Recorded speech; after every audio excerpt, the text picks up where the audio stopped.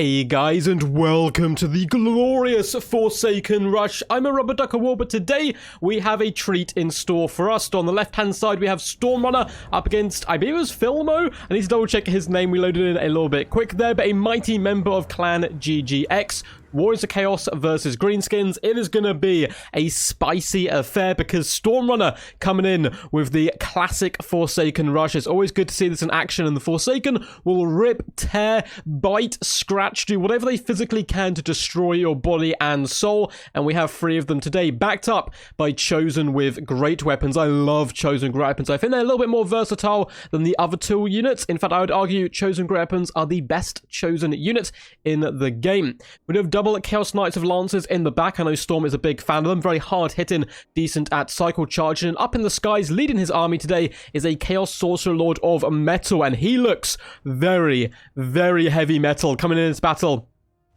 On the back of a 2-headed Chaotic Dragon, coming in with Plague of Rust, Searing Doom, and Final Transmutation. That's a decent amount of spells, but he does have Arcane Conduit to give him a nice little juicy pump of Winds of Magic. On the right-hand side, we have double Horsemen, escorted by some Chaos Warhounds of Poison. Looks like a similar situation on the left-hand side. So a small elite force looking to punch as hard as possible with some skirmishers to help protect them from enemy skirmishers for the most part.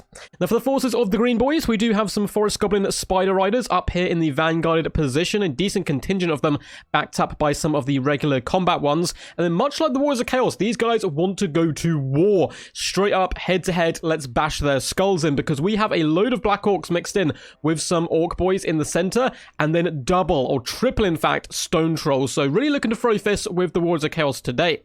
In the back, we do have the standard duo. You see these guys quite a lot in Greenskin play. We have Grom the Paunch, still by far the most competitive Greenskin Lord, though it doesn't look like he's actually coming in with the Lucky Banner, which I think is a big mistake. It is a very potent and almost makes him unsnipeable, at least for a short duration.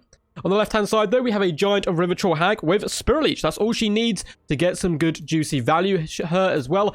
She's pretty hard to snipe due to the fact she has a decent HP pool of 4,257 and has that regeneration. The early skirmishing does start, and honestly, both players are going to be pretty happy with this. Their skirmishers brought just to counter the enemy skirmishers, so their main punch of their builds, which is in the form of the Chosen, the Forsaken, and the Black Orcs, can get into battle. The Warhounds did a decent job hounding and harassing the Forest Goblin Spider Riders, driving them away. The other Forest Goblins are just kind of bouncing around in the middle here, taking shots, although it does look like Chaos Knights are not going to be coming over here, so they're going to go around the far side here. We just have more Chaos Warhounds looking to hopefully mitigate the Greenskin damage just onto Warhound and other horse units. That is absolutely fine for both players. It looks like the Chaos Sorcerer Lord did eat an Overcast Spirit Leech, which is one of the reasons the Giant Ritual Hag is so good, because if you Overcast, it doesn't matter, you have that regeneration.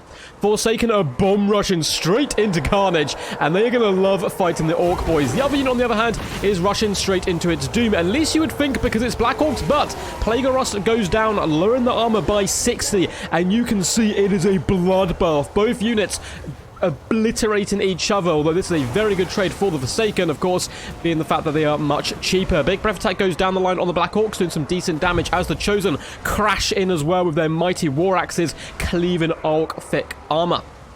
Chaos Knights are starting to float around. We're probably going to be seeing some hammer and anvil tactics elsewhere. It does look like the Orc Boys have been decimated, but Black Orcs and Stone Trolls doing a decent job in the center, and the Greenskin Skirmish has overwhelmed the Chaos Skirmish on the right-hand side. So that's a good, cheeky little win there for the Warriors of Chaos. Likewise, Chaos Knights, lances lowered, going straight into the rear of the Black Orcs. They've only just got their armor back, but I don't think it's going to matter too much because they are looking like they are on the brink of death. Elsewhere in the middle, Black Orcs have been ripped apart. The Forsaken have done such a decent job. Up to 73 kills against Black Orcs is quite ridiculous, but they may have also been fighting at some of these Orc Boys. We'll have to check at the end. Stone Trolls trying to hold the line. Looks like javelins are being launched at them, and Grom's now getting down and dirty, but he is surrounded by pretty elite Chaos Infantry, and that can be a bit rough for him. The Giant Ritual Hag is here as well. I'm going to get yet another Spirit Leech go down on the Chaos Sorcerer Lord of Metal, and it's such a good target because they have no access to healing in any way. The Chosen have been slowed. They were attempting to get to grips with the Stone Trolls. Probably just want to run down some of the Black Orcs now. We have Chaos Knights as well, reaving their way through the routing enemy. And it looks like a really nice play here. So we're taking the Horsemen and moving them into combat because we have the numbers on them. We can crash into the enemy and break them quickly, or at least that is the hope. But Grom is nearby and he's going to be able to drive away the Horsemen rather effectively. It's a lonely fight in the middle. There's not too many other units around. The Forsaken are getting butchered by the Black Orcs, but that is to be expected. Hey, at least they did some damage before they went down. They are getting some javelin support now. Elsewhere, we can see Horsemen being chased and routed off all across the battlefield from the Greenskins skirmish, and the game's opened up massively now and become a much wider affair rather than this tight little fight in the middle of which it started. Chaos Knights do lance into some Stone Trolls with that thunderous charge. They should have enough about them, I think, to break this weakened unit, and down the Trolls go. Only 500 HP. Their models are going to start dropping like flies soon. The war is finally popped. A little bit of a late cast there, as it looks like the Black Hawks have been dealt with by the Chosen. I really like Chosen as a pick in this matchup, and now they're going to be moving in to take on the enemy characters. Might be worth taking the Sorcerer Lord and using him to hit down Grom so he doesn't have the opportunity to cycle charge too much. And it looks like we're going to get a big breath attack go down on the Giant Ritual Hag. She did not like that whatsoever, and she goes from 100 to 0 really quick there and gets absolutely shattered. So that is the magic gone. In fact, she is slain. She cannot even make it back to the swamps from whence she came. The Chaos Knights and Lancers doing a good job on the Black Orcs. I love the use of Plague of Rust here. It is really helping new to the effectiveness of the Black Orcs. We're also going to get a Sear and Doom, and it looks like it's not going to be dodged here. So fire raining in from above. That does some significant work, particularly with the added support of the Horsemen, who have come back from their early retreats away from the Greenskin skirmish cav. You can see a decent chunk of units can come back into the main fight for the Warriors of Chaos. Less so for the Greenskins, because they've been kind of slaughtered to the last man here. Black Orcs do carve their way through a unit of Forsaken. Once again, though, there's a decent amount of Horsemen left, and I can really feel the momentum going heavily in favor of the Warriors of Chaos right now. They just have added mobility on the field, and the Chaos Knights have really given them that extra punch to bounce around, break down weakened units, and pin the enemy in place. Black Orcs here finding themselves between the crazed flaming horses and lances of the Knights and a big scary dragon. To be honest, none of those sound particularly appetizing, and the Black Orcs decide, you know what, peace out, we don't really want to back Grom anyway. Here's nothing but a dirty gobbo, so we're going to flee and try and save our own skins. Bounce power is very Warriors of Chaos favor now, and I think the game's basically over, but despite Grom being full health still, and I've seen Grom carry games on his back, but this would be an absolute miracle for him to pull off. You can see the Warriors of Chaos cavalry easily overwhelming the spiders, and Grom is but the last man standing. He is going to receive a nasty Plague of Rust, nuking his armor, and a big breath attack to follow it up. He is going to go packing back to All For One, back to Eltharin, and being like, please imprison me in your prison to keep me away from this crazed sorcerer who is hunting me. A very nice job, a Pyrrhic victory though. The Warriors of Chaos lost a lot of their troops to the Forsaken, pretty much being butchered to the last man, but there's still a decent amount left as well. Skirmish Cav had some ammunition left, and it came down to the kite game in the end. I'm sure Storm would have been absolutely fine. Well played to Filmo as well though, of 1907. Very well played with his Greenskin force. It's going quite traditional, but also mixing in the Black Hawks, which is good to see. The Chosen Weapons are such a beautiful utility unit because they don't need the anti-large of the halberds because they hit so freaking hard with their armor piercing. They're good against infantry, monsters, cavalry. In my opinion, they are the best Chosen to bring.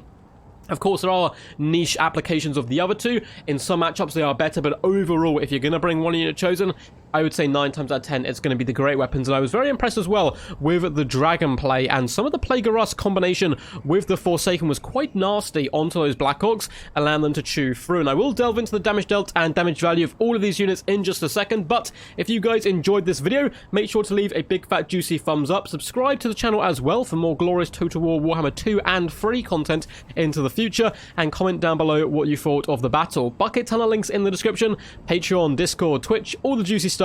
But that is all the standard YouTube goodness. So back to the battle. Well played to Storm. Thought he did a fantastic job. 2,097 damage value on the Sorcerer is very nice work. Big breath attacks, taking out enemy characters, and of course the Plague of Rust. We didn't even have to use the Final Transmutation, I don't think, because the Plague of Rust play was just that good.